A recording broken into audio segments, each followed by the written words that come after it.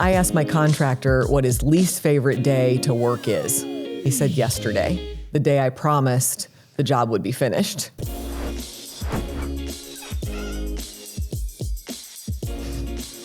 You understand. It's not funny if you're in if you're in the middle of a contract or like a project like that, you're like, that's not funny. But it could be funny. But it's pretty accurate for the contractor though, right? Right. Welcome to the Listed Podcast. I'm Christy Garnhart, a real estate agent with RE/MAX Unite's Golden Girls team. And I'm Aubra Palermo, the broker of the RE/MAX Unite's Golden Girls team leader. Listed is all about real agents talking real estate in Northern Illinois, Southern Wisconsin, and beyond. If you're interested in real estate in our region or in general, you've come to the right place. How many times a day or a week do you sit down with a client wanting to sell their home who is worried that their home won't sell?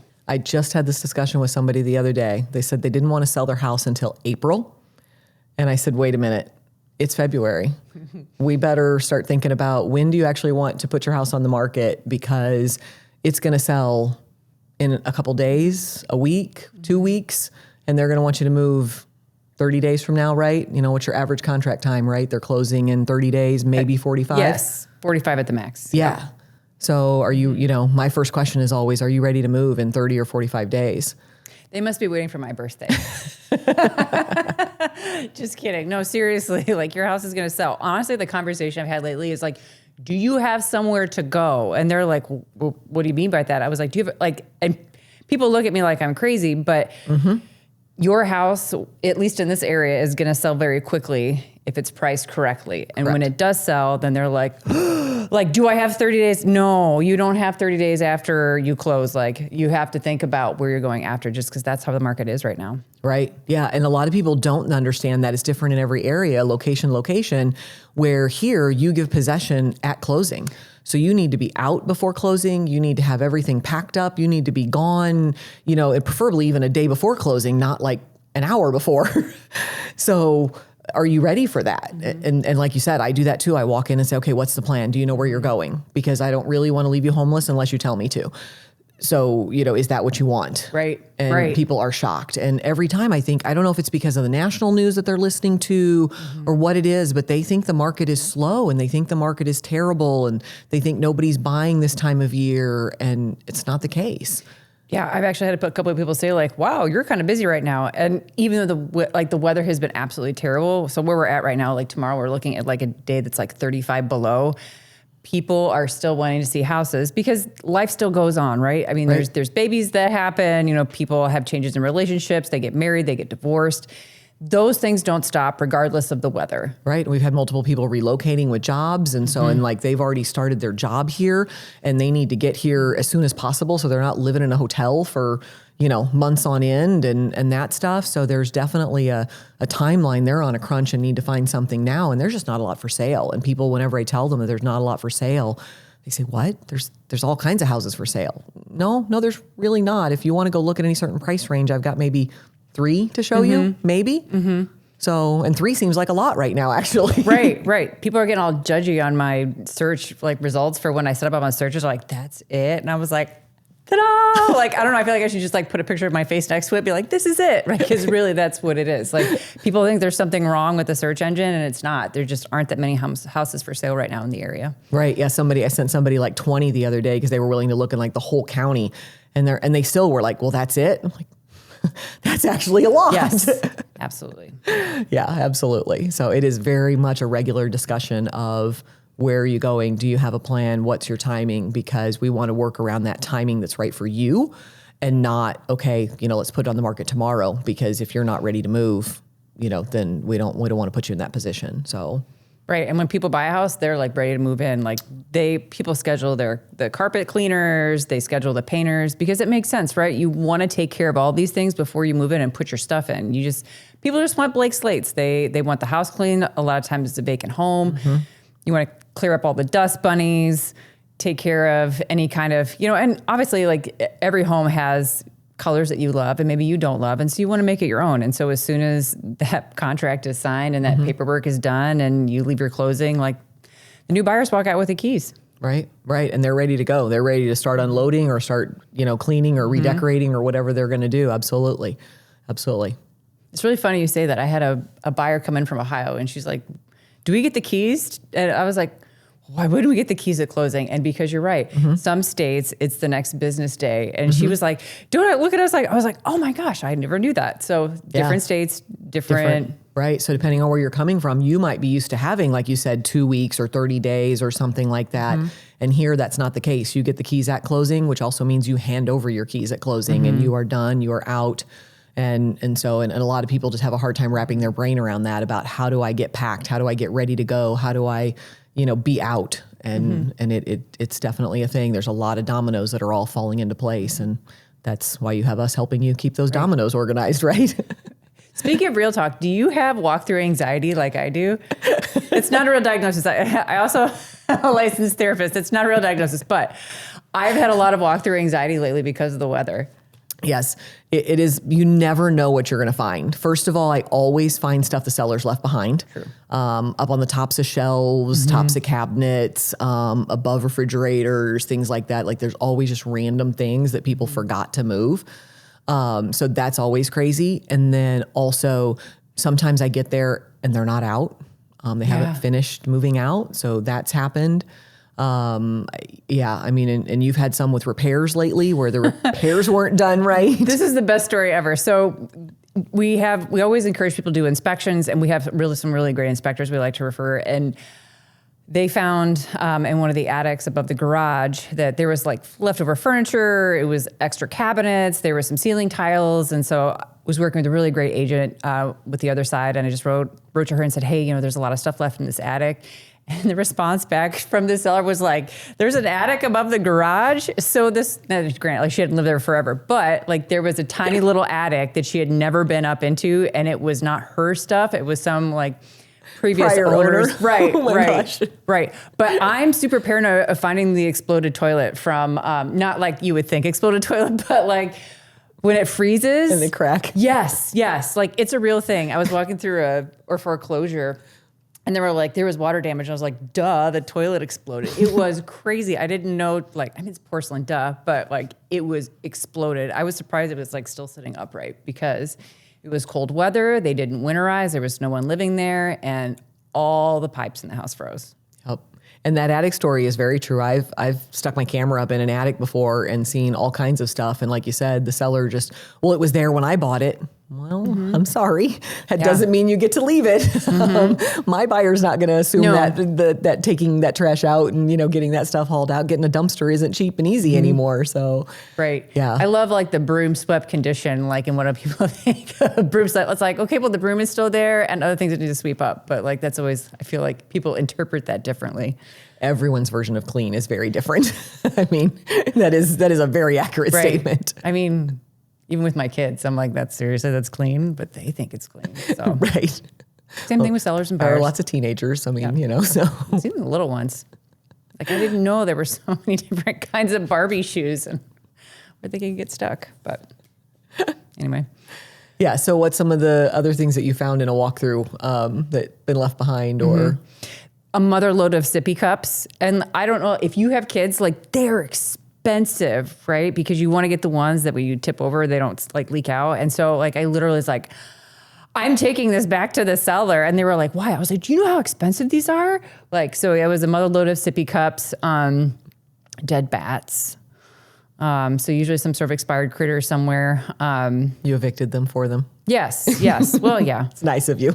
Well, and it's funny too, like in our area, we have a lot of these, they look like ladybugs, but they're these little beetles that will come into warm places when it gets cold because they're looking for someplace warm. And I forget that not everybody lives in the middle of like corn and soybean country, and people are like, what are these things? And I was like, oh no, they're just the little red beetles that come in. And I was like, it's after harvest. And they're looking at me like I'm crazy. I was like, okay, so we're moving in from the burbs, and this is probably your first post-harvest, real estate home visit. So like, right. you got to keep in mind that like different parts of the country, different kinds of pests. Like, right. We don't have issues with bears here, so I can't complain. Well, don't say that yet. I mean, who knows? Aside from the Chicago Bears losing, maybe, but other than that. Too soon. I know, right? There might be a little remorse out there going on still. So, all right, let's get started and take a look at this month's national real estate news. Americans are rethinking where they live, and the shift is reshaping commercial real estate. So the annual United Van Lines report shows migration is now driven more by affordability and proximity to family than by job opportunity. So with many people favoring smaller markets over major urban cores. Oregon became the top inbound state for the first time in 2025, while once hot destinations like Florida and Texas are seeing more bounce flows, and states such as Arizona, Nevada, and even parts of Florida are experiencing oversupply, falling rents, and signs of buyer's remorse after pandemic-era building booms. Economists say the trend points to smarter, more selective commercial real estate bets ahead, especially in affordable housing, modest office parks, discount-oriented retail, and support services like nearby self-storage.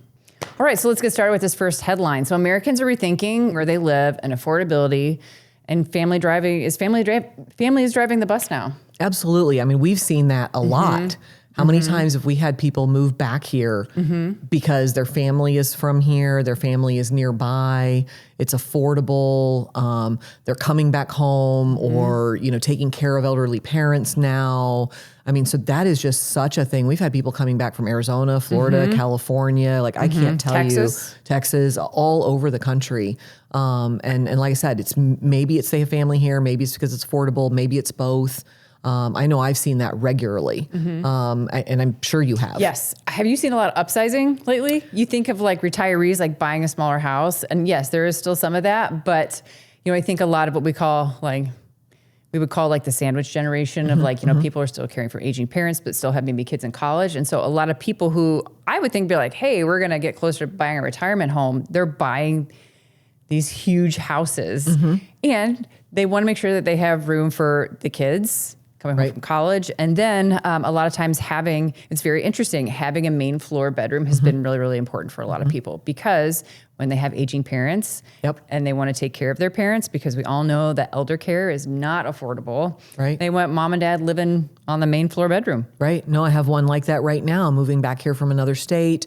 Mother is now by herself. And so they've decided to come back to this area. And like you said, buying a bigger ranch with a walkout basement. And so they're actually going to take the walkout basement and make that their master. And then mom will have the main floor master. And so that way, at some point when it's time for mom to move in, and both of them came and looked at the property so that it was something that, both of them liked and, fit both of their needs and things like that. And they've been looking off and on for a couple of years trying to find that right property that, both of them would be satisfied with. And absolutely, and they said, like, also there's the cost of living. They're selling in another state and going to take that cash from that property and pay cash for this property. And so, it just really is working out, to everybody's benefit. And then mom will be able to sell her property at some point and just live off of that, and have care, to be able, if they need to add care, and things like that. Right. So, yeah, it's amazing. So many people say, people are moving here? What? Nobody's moving here. People are moving here all the time. It's just crazy that, people don't see it, don't realize it. Some people think, oh, nobody would want to live here. But where else can you find a house for, we'll talk about some of the stats, and, where else can you find a house for $200,000, $250,000? Right. Nowhere, Right. And people are looking at school districts. That's really, really important to them, especially, people with young children, or if they're a grandparent and they're deciding to have multi-generations living in a home. And we're seeing a lot more of that now.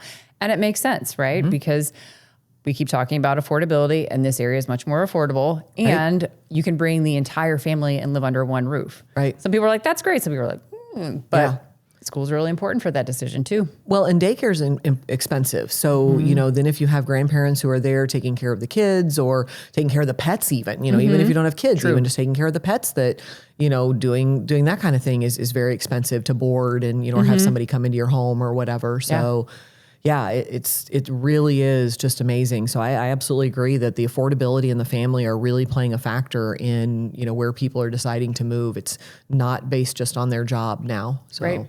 All right, moving on. Transferable mortgages sound like a fix for the national housing crisis, but are they? So a new proposal is floating in Washington that would allow homeowners to use transferable mortgages, meaning they could carry their existing mortgage and their ultra low interest rate to a new home. The idea is to ease the housing market's lock-in effect, which owners hesitate to move because they don't want to give in to it. They don't want to give up a 3% rate for a 6% one. So while transferable mortgages could encourage some homeowners to list their homes, economists warn that they could likely push prices higher by giving current low-rate borrowers more purchasing power, while renters and first-time buyers remain stuck with higher rates. More importantly, experts say transferable mortgages don't work within the U.S. housing finance system, which relies on long-term fixed-rate loans tied to specific properties and bundled into mortgage-backed securities. Making mortgages transferable would disrupt investor pricing, increase risk, and ultimately drive rates higher across the market, potentially creating bigger affordability problems than the issues this proposal aims to solve. So this one can get kind of technical, right? Right. But if you talk to somebody who has a 3%, they're like, oh my gosh, I cannot imagine trading a 3% for a 6%. So Aubra, can you break it down a little bit? I know there were lots of big words in that one. Like, I know what they mean, but just saying them out loud, I trip over them. So for folks who maybe are unsure about what a transferable mortgage would be, can you break it down for us? Yeah, so we'll talk about kind of what the idea is. And so the idea is, let's say you have a house with a $100,000 mortgage on it, and you want to go buy another $100,000 or $200,000 house, let's say even. And so I don't want to give up my $100,000 mortgage at 3% to go buy a $200,000 house at 6% because now my payment is substantially higher.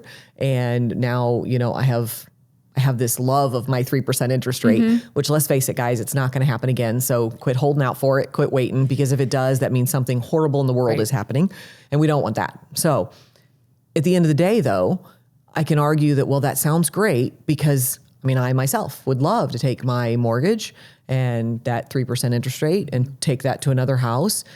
And the idea is, well, even if you had to get another $100,000 at 6% and you keep your $100,000 at 3%, well, then that kind of balances out and it still makes it more affordable for you as a seller, and it makes it more affordable for you to potentially want to leave that home. Because as we know, as we talked, we're short on inventory, right? There's not enough houses for sale. So this would maybe make some of those sellers get off the fence and move because they could keep their rate at whatever existing mortgage they had. Okay. So what you're saying is the new money gets the new rate. Correct. Okay. Yes. So if you do upsize and you buy that $200,000 house and you got $100,000 at 6% and $100,000 at 3%, okay, but that's still more affordable than $200,000 at 6%. So yes, that would maybe really entice a lot of sellers to get off the fence. But then, as it mentions, would the investors be willing to do that? I could argue both sides. I think they were already willing to give you that loan at that price, and you're going to keep paying on it for how many years? And so if you don't ever move, they're not getting anything different. But I also understand that, they did those rates to really try and spur the market and things like that. But then would that also flood the market with more buyers when we still don't have enough sellers? True. Because it doesn't do anything to bring down the price of actually building homes. No, and that's part of our biggest factor is, it's going to cost $200 a square foot to build the house. And Aubra, that's kind of like... that's going cheap? Is that what you're saying? I was going to say, like, cool. No, I think that's a very conservative estimate. And you're right. I do tell a lot of people to plan on $250 a square foot.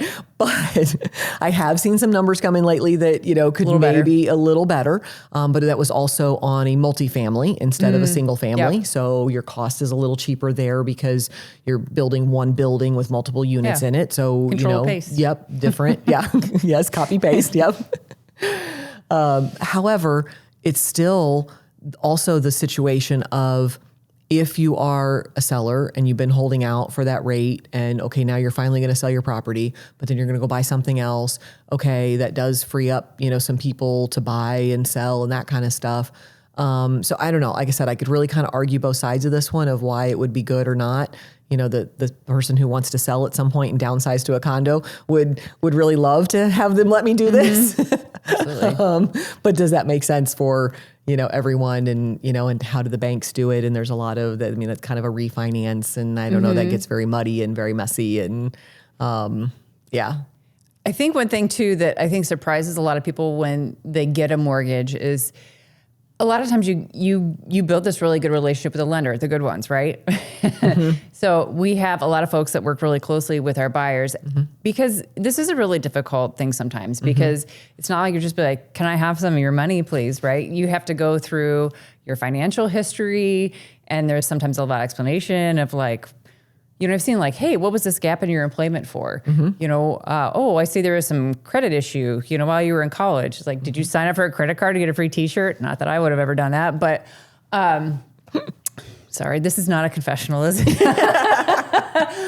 But when you get your mortgage, a lot of times your bank doesn't keep it. And I think that's one of the things we talk about is like, what about the investors? And that's who they're talking about. Can you talk a little more about that? Right. Because as an investor, if I can get that loan today, you're going to go buy a house and you're going to buy that house at 6%.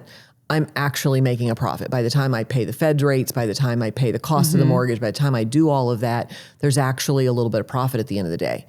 If I keep that 3% mortgage for another 20 years or whatever's left on your mortgage, I'm losing money because it costs me more than that with, all the investments and the cost of the Fed rates and all the things. So, what goes into a mortgage rate is very complicated. You hear them talking about the Feds lowering their rate. Right. Well, the Fed rate is one thing, but then there's the cost of the mortgage and all of the people that are getting paid in that process and all of the things. And plus just also the risk cost. Right. And so if you're down at 3%, I mean, who wants that? I can go get a CD for more than 3%. True. So why would any investor take that risk of a mortgage at 3% when they can just go invest in any much safer thing than me, and a house, and then a house they're stuck with in a market they don't know. And so that's where that's selling it into the investor market. And we can't keep having all of the loans be Fannie Mae and Freddie Mac and VA. They can't be all government-backed loans. We need to have other investors who are willing to invest in these real estate pools and in these big mortgage pools and that kind of stuff, because otherwise it's our government backing all of these. And then again, if something happens, where are we at? And, and we're back to, okay, the Feds can't just keep printing money or they shouldn't. I mean, so it's a whole nother topic. We're running out of pennies, guys. And supposedly we're out of them depending on what bank you talk to. Right, that is true. Rounding up. Yeah, no, we're rounding down more often than up, actually. Right. That was the notice I got from my bank. That was quite an interesting discussion, but anyway. It was very entertaining at Quick Trip watching people, like, I know that's not very nice, but just like watching people trying to figure out like, wait, what am I supposed to do with this? Down, rounding up, but yeah, they're rounding up. There should be a computer in there that tells them, I would think. Right, you would hope, but yeah. So, I mean, and you've seen people who are, having that same discussion. I don't want to sell my house because I don't want to go buy at the cost that it is to buy right now because they bought a house 10, 20 years ago for $150,000. And now it's $300,000 to buy a house. And so they don't want to pay the price. They don't want to pay the rate, which is also why we have so few homes for sale, because we're in this position of prices have gone up, rates have gone up, and there's very few homes available. Yeah. I know. What's the fix? I don't know. I was going to ask you. This is your show, right? No, this is your show today. You get to come up with the fix. Magic wand probably won't work in this one. No. Nope. Okay. Harry Potter, I'm sorry. Oh, darn it. What's the spell you're going to cast? Right. Sorry. Expelliarmus rates. There you go. You heard it here. Yeah. Did it work? We'll let you know tomorrow. No. Darn it. The tax surprise lurking behind a profitable home sale. It's not all great news, right? So selling your home after you have built equity can feel like a win. But if you make a profit, the IRS may want to cut. So they will.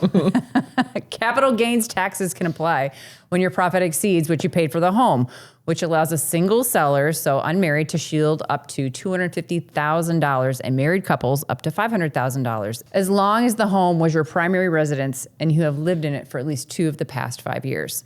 So gains beyond that can be taxed. So this is a little surprising for homeowners because in many ways you bought low and you want to sell high. Like, doesn't everybody? That's, hey, you're winning. However, there are some limitations to that. So Uncle Sam's going to get his cut. So how do you prepare buyers and not buyers? how do you prepare sellers for when you have like, hey, this is what you bought the house for, and this is what you're going to sell it for? Yeah, so I do look that up and have that discussion with them right away because most of the time they are shocked to find that out. They're like, but that's my primary residence. I've lived here all these years. Why? And I'm going to, and then the other confusion is they think I'm going to take it and I'm going to put it on another primary residence. So why does that matter? Because I'm taking it from one primary residence to another primary residence. So I should just transfer, right? Because I am going to pay more for my next primary residence, right? I'm sorry, Uncle Sam doesn't see it that way. Now, there have been a lot of discussion around this lately because the capital gains number was set back in the 90s. Property values have greatly changed since the 90s. And so should that number be changed?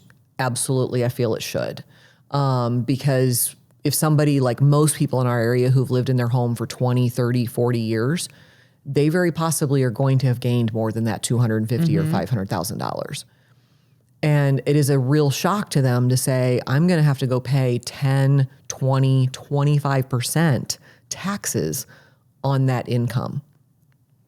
I'm not an accountant. All that varies on your tax levels and your income levels and all the things. But you're going to pay taxes on that.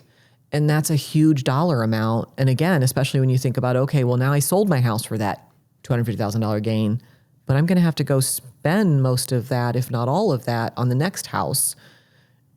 And what? And wait, hold on. Who gets what? How? Why?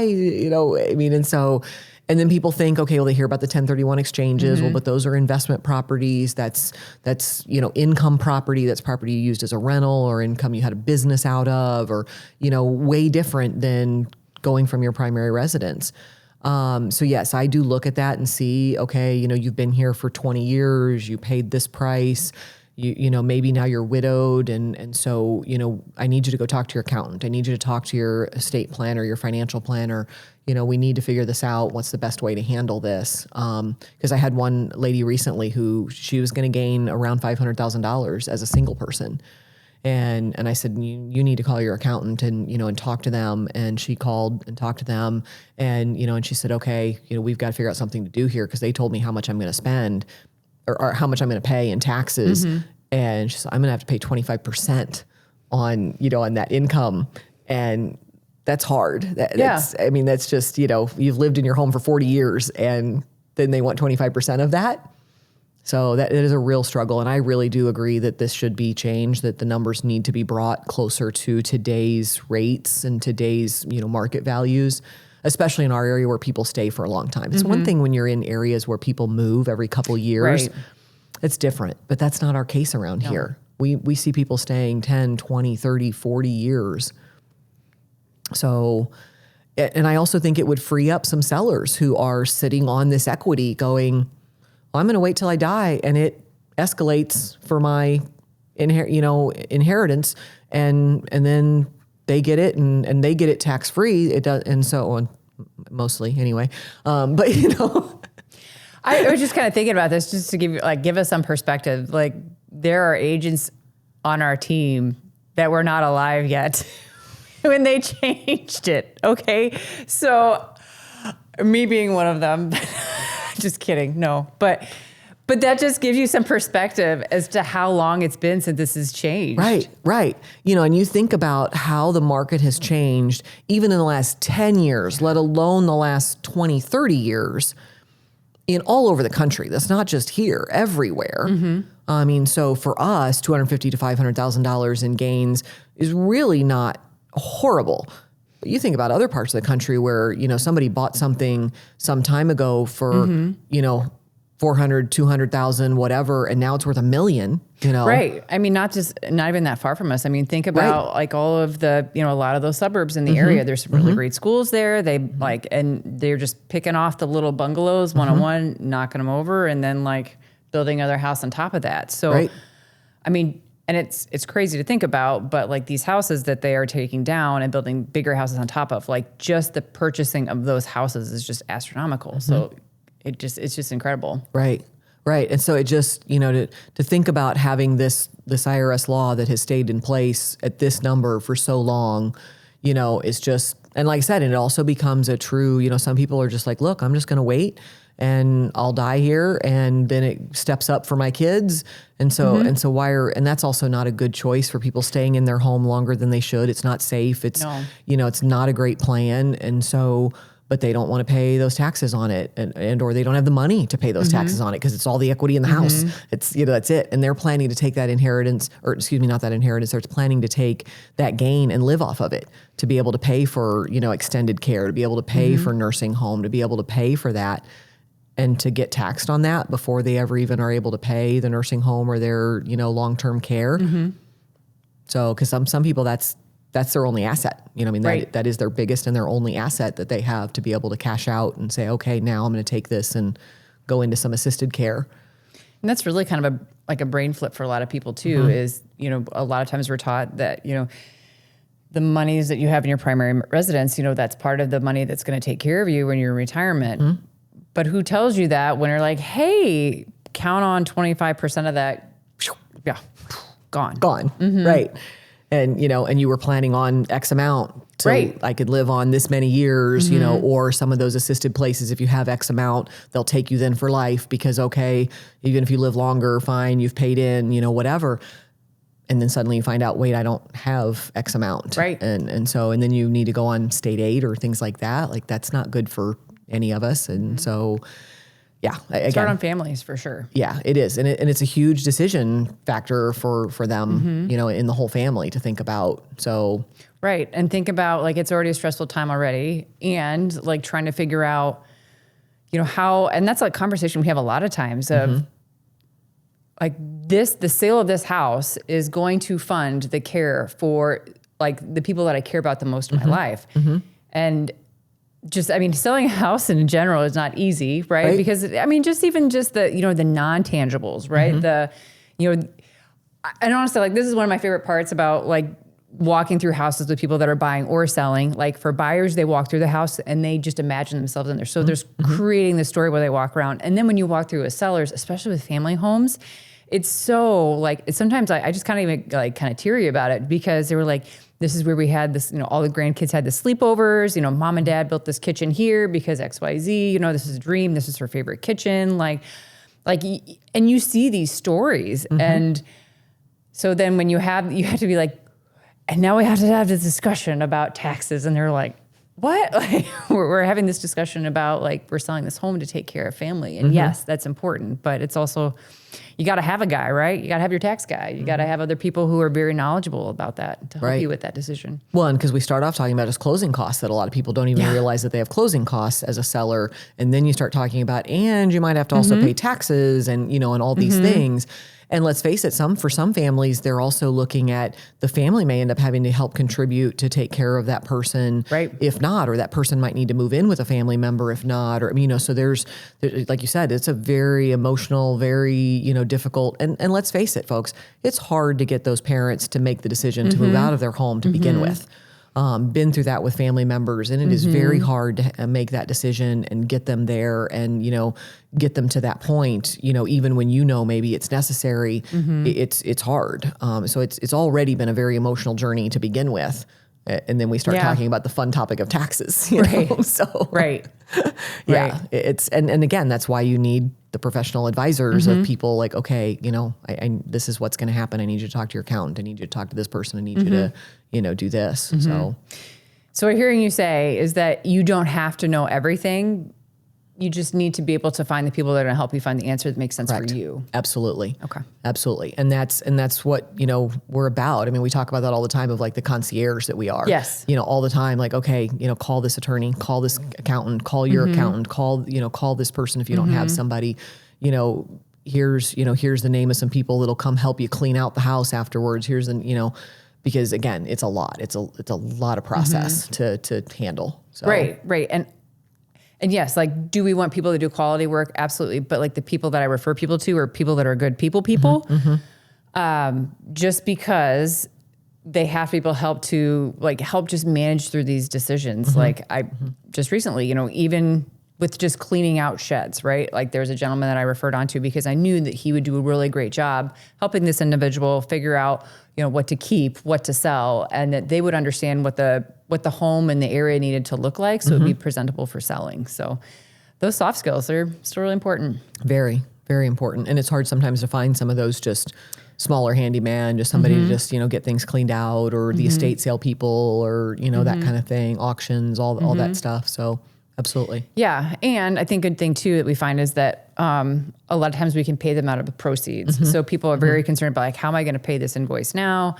But because, we have, through the closing process, we can have that be part of the closing. And so that you can get the services you need to get your house ready to sell. And we can help with that, right? Do we have all the answers? No, but we do know people who are going to help you. Right. We know people who know people. Yeah. I got a guy. I got a guy. Palermo, is this your mafia podcast? People are always shocked to know that Palermo is my actual name too. They always assume like you married into that or something like that. No, my family is all Sicilian. So the things we talk about on the podcast. No, but like if you watch some of her videos, so she talks a lot with her hands, and I don't know if that's a thing, but like it is a thing. It is a thing. If you've ever been to Italy, it is a thing. Somebody said one time, they're like, when you get really excited, we know you do this. It's like, I didn't even know I did that. Like this thing, right? I feel, okay. It's very much. But I grew up with my grandpa chewing people out in Italian doing that. So I correlated it later. It was like, okay, now I know where that came from. Thanks, Grandpa. All right. So we'll be right back with a look at our regional market updates. So in Stephenson County, 45 homes sold last month. So the average is about 49 each month over the last year. And that sales price is around $167,000. And that's with 46 days being on the market. So that's from listing to closing. So remember earlier we talked about like the max that we're seeing is like 45 days. So these houses are pretty much selling the first week they go on the market. Right. So 95% from asking price. So that means like the price that they are paying for the home is with 95% of the asking price. So it's selling very, very, very closely to what it's listing as. You want to talk a little bit about that percentage, sales price to listing price a little bit, some what you've seen over the last couple months? Yeah, so there were a couple months last year that were higher than that 95%. And then there were several months that were at 100% or over asking price even. So again, depending on the timing of the year that you're buying, which as you can imagine, the peak months of like that May, June, type of closing time, which means they wrote offers like, they wrote offers back in like March, April, May.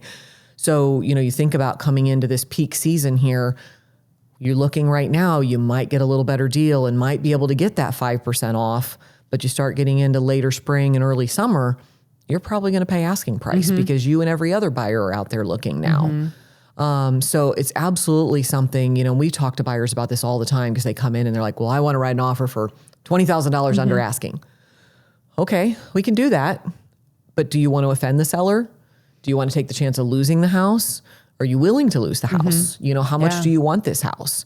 Because I was talking to a buyer the other day, and they said, well, I haven't sold my house yet, so I'd kind of like to get home and get my house on the market and et cetera. Well, I said, okay, let me check with the agent and see if we can even, wait a day or two for you to get home. In that day or two, another offer came in. We've lost it. So, so if you're not ready, if you don't have your approval done, if you don't have your home on the market, or if you're not able to buy without selling your home, or if you're not willing to pay that asking price, you're probably out of the ball game, right? I mean, especially with so few homes available for sale and 49 houses selling every month. I mean, we're just literally pulling them out of the woodwork and they're gone. It's a discussion we have with buyers and sellers very regularly. Right. And a lot of, I've seen this happen quite frequently. The question of like, hey, are you pre-approved? And some people are getting offended about that. And that's not a question to find out, be like, hey, do you have the money? It's like, are you ready? Because if you don't have that pre-approval letter and you don't send that with your offer, then even if your offer is as good as the next offer and they have that pre-approval letter, they're going to go with the pre-approval. Right. Don't be offended. Your business is your business, but I want to make sure that you have the opportunity to get this house. Right. Absolutely. And, and even though they're like, well, but I know I've talked to the lender. I know I'm good for it. All the things. It's great. I believe you. But the seller's not necessarily going to believe you. Right. That other agent's not necessarily going to believe you. What, and like you said, what if you are competing with another offer and then you don't have the letter in hand, or you don't have, your home on the market, or, whatever it is. And so, and many times, like I said, property will sit for a little bit and all of a sudden, boom, there's 2-3 other people interested. And now, now we've lost out. So it's not that I want to get in your business about your pre-approval.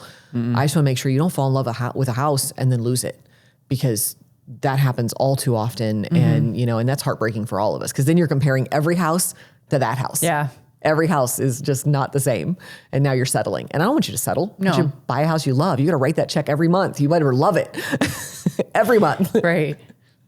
So, yeah. And same with the discussion about the sellers. Same reason why we walk in and say, are you ready? Because if you're not ready, your house is going to be sold. And where are you going? What's the plan? Right. So absolutely. And it's different in every area. So Winnebago County, Illinois ended with the year with 260 homes sold in December, and the average sale price was $231,000. So 23 days on the market. So think about that, 23 days. So to me, that says there's a lot of cash offers out there, all right? And 95% from asking price to sales price. So you think about the difference from one county to the other, another $60,000, $70,000 difference in price, just 30 minutes away. Right. And 260 I think it was 260 sold just in December.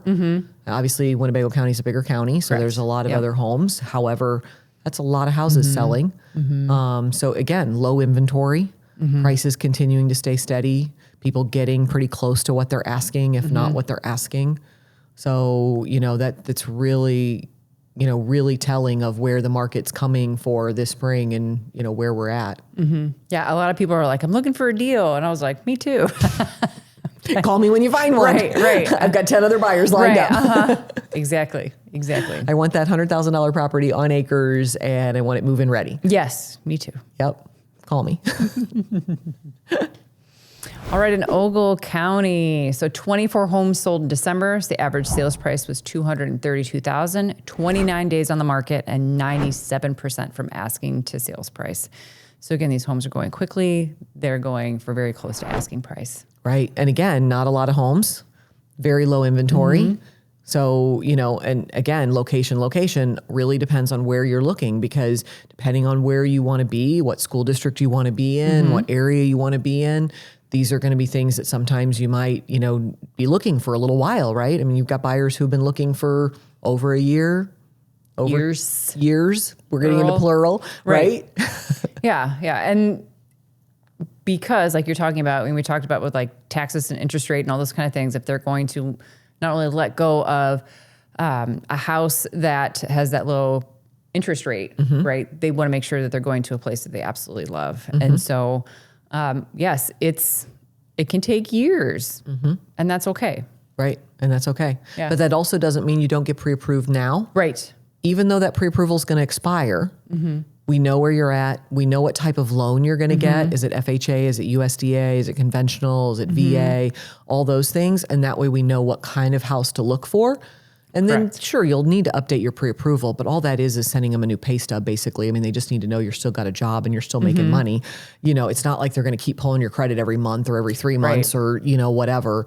You just need to know, especially what type of loan, because some of these houses aren't going to qualify for an FHA loan. Correct. We've run into that a few times. Yes, absolutely. So, and repairs that, maybe we can't make in this time of year. And so then that's got to get negotiated. And so we need to know that going in. Otherwise, finding that out after the fact, then everybody's really scrambling or the deal might fall apart. Right, too. And that helps you determine what kind of house that you're looking for as well. Like kind of you were talking about too, but we have a lot of older, beautiful homes in the area. But with older homes, there are often issues that occur just because, the materials are getting older. So think about like new windows. Did you need to repair some steps? Like what does the basement look like? Just a lot of things that you need to be mindful of. Right. And it helps determine what kind of, it's going to be a lot. A sale with a traditional home built in the 1800s is very much different than a sale that was built, let's say, in the 90s. Right. Absolutely. All right, so we're going to take a quick break, and when we come back, we're going to discuss some exciting local college programs. So So you might have noticed that today I'm sporting a local school district gear. This is our home school district, at least for my family. And so yes, very proud. And there's a lot of really big news coming out of the area. So did you know that in our district, if you purchase a home, that it comes with 1 year of college tuition? It could, right? That's amazing, right? Right, it could, right? Obviously, there's lots of parameters that comes around this. Less than a lot of other areas. I was actually surprised. So actually a lot less requirements than I was expecting, to be honest. Yes. So a farmer in the area passed away, left a very sizable amount of money to the school district. And the thing that he wanted to do was he wanted to help give kids an opportunity for education.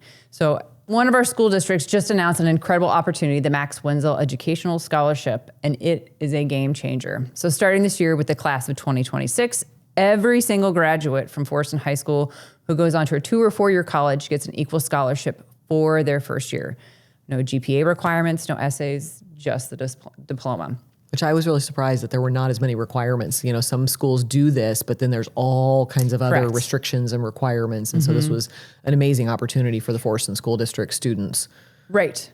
And to clarify, if your family rents in the area, as long as you are graduating from the high school, and there's not even like a time limit. So it's not like you have to like start in kindergarten and get all the way through. The goal was just to make this really affordable for students because that's a big discussion that we have. And when you think about college and the money that we pay into it, like it's something that you're going to be paying on for a long time usually. And when you go to apply to get a home loan, guess what they're going to look at? Your school debt. Your school debt, right. So that is something that is impactful. And I know it seems like you talk to an 18-year-old kid, you're like, you want to buy a house? And they're like, I don't even know where I want to go to school. And like, but this is an incredible opportunity. Definitely incredible opportunity.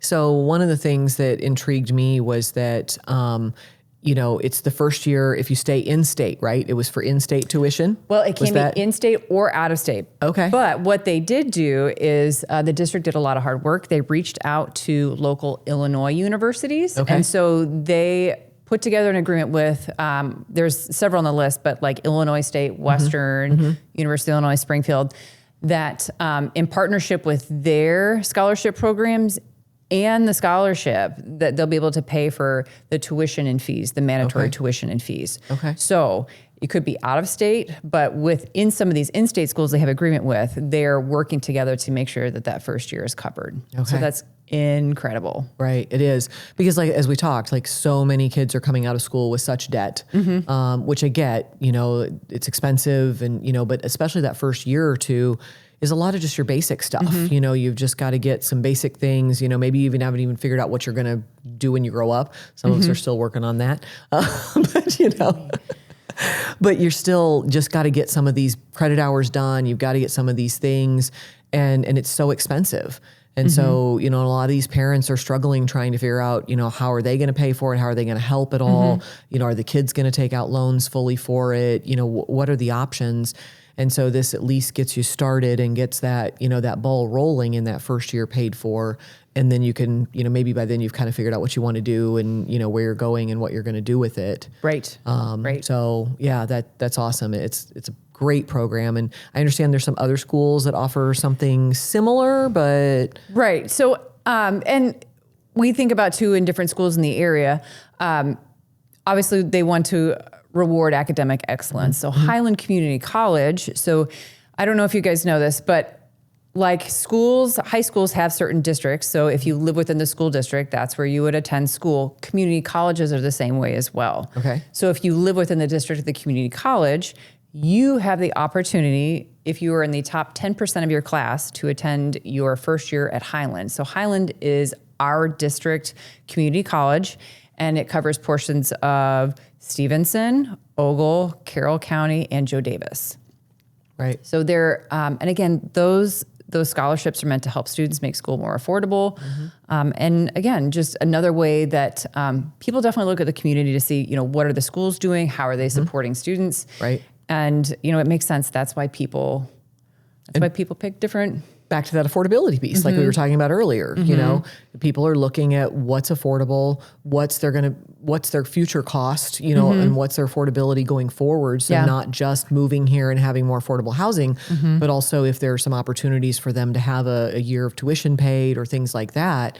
So, and as we've also seen, just like talking about those Ogle County stats, there's hardly anything for sale in that Forreston School District as well. So that's probably going to mean some increases in some property values there in the Forreston area, which is also benefits the school district as well, because that's higher tax base, that's higher, you know, home values for the school district. So that's more income for the school district as well. So that, I mean, it all comes around at the end of the day.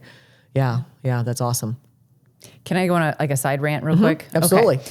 So on some real estate sites, we won't name any names, but you will see that there are different school rating index for it's they will give a school a rating.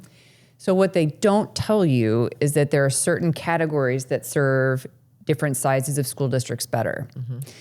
So what does that mean?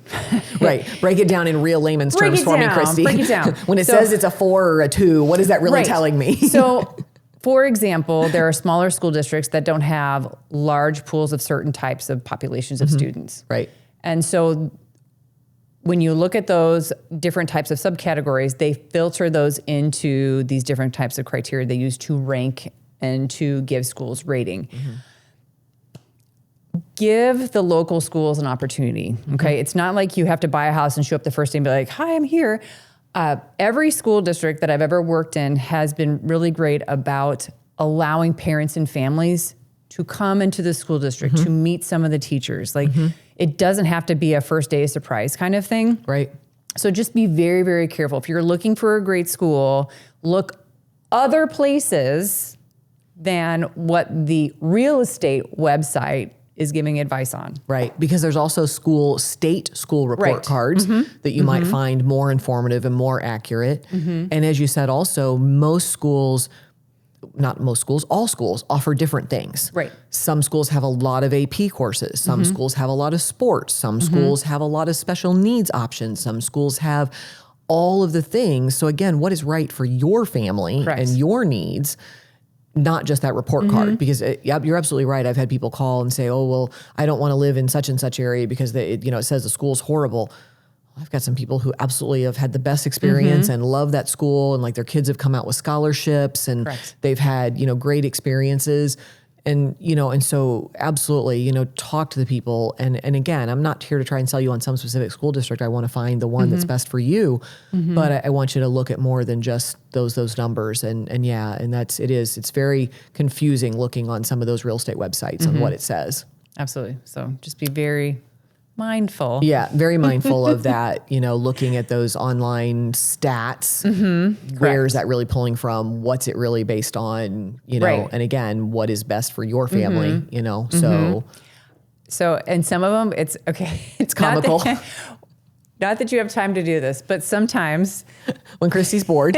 Yeah. One time, I can't remember which side it was, but you could tell like there was a couple of kids that maybe just had a bad day at school and they put a bunch of complaints. Like, Mr. So-and-so is terrible. Like, they were just having a rough day.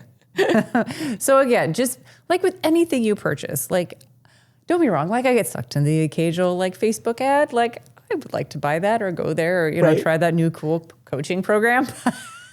But just do your research. Yeah. And absolutely, and that's, and that's the thing, because there are so many other different report cards in school. And like you said, go interview them, go sit down and, see a school, meet some teachers, look at the buildings, look at the facilities, whatever. And so absolutely. And I've known people who have taught in one school district and kids have gone to a different school district and they're like, but this fit better for, for our family. But then they said, no, then they wish they were going to move those kids to where they taught, because then, that had more opportunities for them. And so vice versa. I mean, it just, it really, really varies based on the student. So. Right. And just giving anything a fair chance. So for example, our school district does not have a pool. However, they do co-op with another school that does have a pool. So even if from first it's like, oh, there's no pool in the high school, well, there probably is not a swim team. Wrong. Because school district in this area, especially the smaller ones, have to get very resourceful. And they want to be able to offer their students lots of different opportunities. Right. And that's very expensive to have those kind of facilities, to have a pool. And so Forsen might not have one, but like you said, they then partner with, another school and share those facilities and share those costs. And so it keeps everybody's costs down. Yeah. And then, like you said, just finding out what's important to your family. Like my family, not so much chess club. Like we could try. We wouldn't win much. Fastest game lost. I bet there's a couple of good debaters in there, though. Yeah, very much. Very much. The middle schoolers. And they're good at arguing. Yes, very true.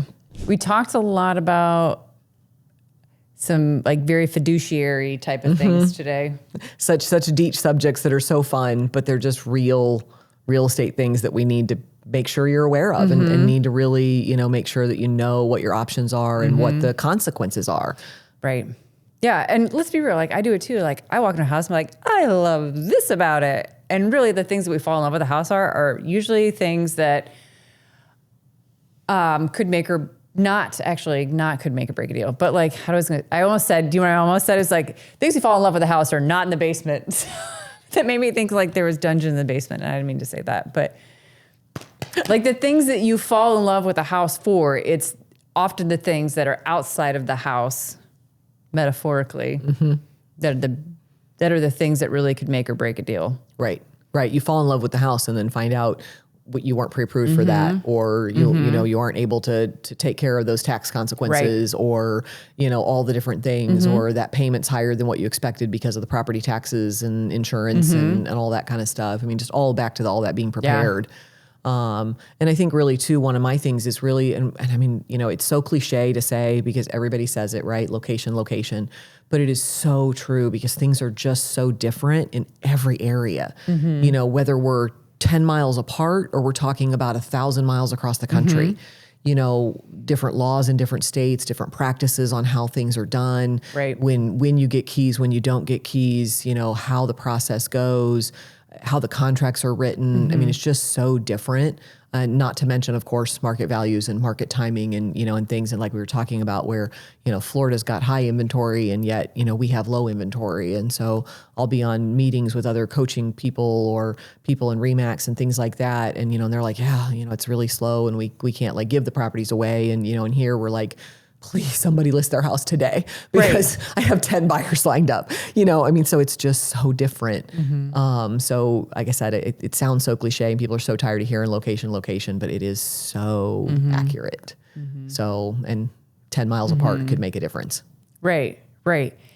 And we have so many more tools at our disposal.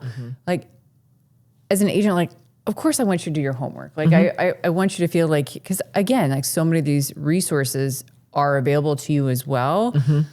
But I think we come in as the thought partner because we're going to ask you questions of like, yes, this home is great, but what happens if we add another $2,000 of HOA fees? How do you feel about that? Right. And that also like, that changes a lot of different things as well. If like, are you looking to say like, are there different restrictions in different types of communities? Like in certain communities, there are noise restrictions, right? I mean, we live in the middle of the country. Like, I don't think about it. No, right. Like, thank goodness there's not a noise restriction.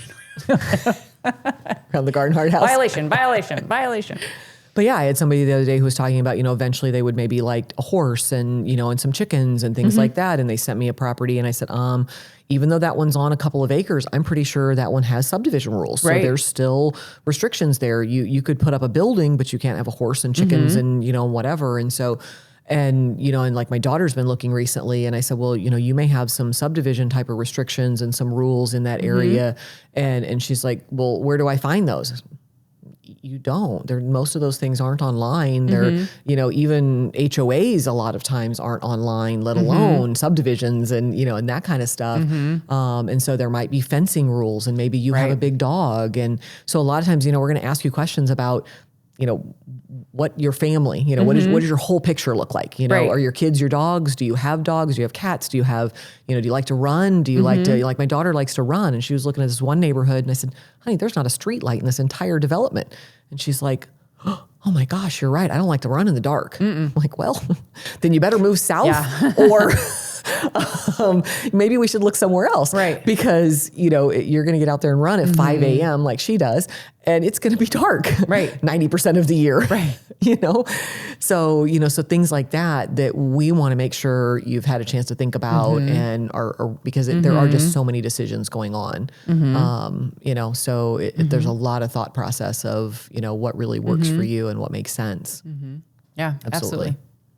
Like Freeport has a fence packet. Did you know that?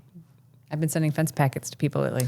Yes, on the restrictions for fences. Yes. The problem is, though, a lot of the older neighborhoods did not abide by that. Correct. And so then they're like, well, but that one, it's on the lot line. Well, yes, but that one was built 70 years ago. Right. So, that's different. And, and then I had somebody the other day who said, well, what do you mean they don't do surveys? And how do you know where the lot lines are? And I'm like, well, I don't know, but your buyer's happy to pay for a survey if you'd like. And they're coming from a bigger city and they're like, well, surveys are only like $200, $300. No. Surveys are like $2,000, $3,000, $5,000. Like, we're not talking about just a couple $100s here. Right. And okay. So if your buyer wants to pay for one, go right ahead, but my seller's not going to. Right. So, again, location, coming from a different area, they're used to this. And, you don't get a survey with every house that's sold. Right. Maybe you should, maybe someday you will, but currently no. Next side hustle. Right. There you go. That's what your children need to do. Become surveyors. Gosh, right. There really is a shortage of those, actually. Yeah. So my tip this month, other than all the other things we've talked about, is really focusing on what you can control. This is an industry that there are too many what ifs, too many could haves, too many should haves. Remember, you made the best decision you could with the information you had at the moment. And we're here to help advise you of that and help you along that process. But as so many things in our daily life are just could've, would've, should've, what if, whatever. I think most of you know by now I'm the person who's just like, okay, what's getting thrown at me today? We're going to figure it out and we're going to focus on what we can control and the things that we can take care of. We can't worry about what if this doesn't happen, what if it doesn't appraise, what if the inspection's a problem. We're going to worry about today and then we'll get to tomorrow and then we'll take care of tomorrow and we'll figure that out together. All right, so we appreciate you listening. If you enjoyed this episode, be sure to like and follow Listed on your favorite podcast platform.